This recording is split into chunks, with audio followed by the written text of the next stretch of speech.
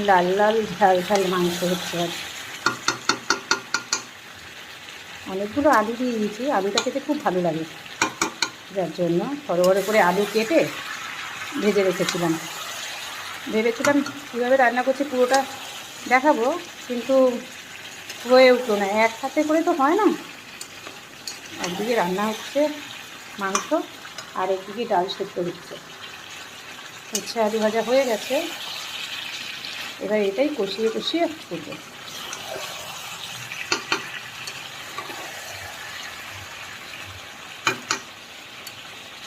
পুরো কষা কষা হচ্ছে, এত কষা রাখবো না, জল দেবো, একটু কষিয়ে নিই, তারপর ভালোই গন্ধটা বেরোচ্ছে।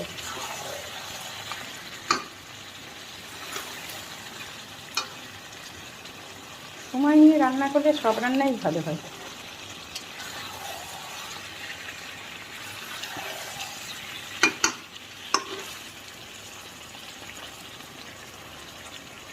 আপাতত কষিয়ে নিই, তারপর জল ঢেলে দেবো।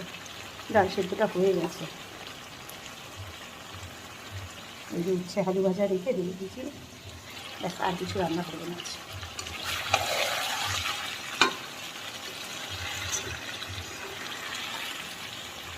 আবার শ্রমিক চিকেন সেদ্ধ করতে হবে, ও তো সেদ্ধ খায়, ওটা সেদ্ধ।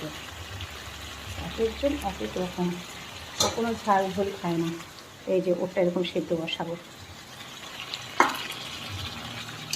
ও নুনও খাবে না, কোনো কিছু না। ও কোনো সময় আমাদের আর কি রান্না চিকেনও কোনো কিছু মুখেই দেবে না, ওই এক টুকরো যদি পড়ে। কোনো ভাতের মধ্যে কালার থাকবে না, কিচ্ছু না।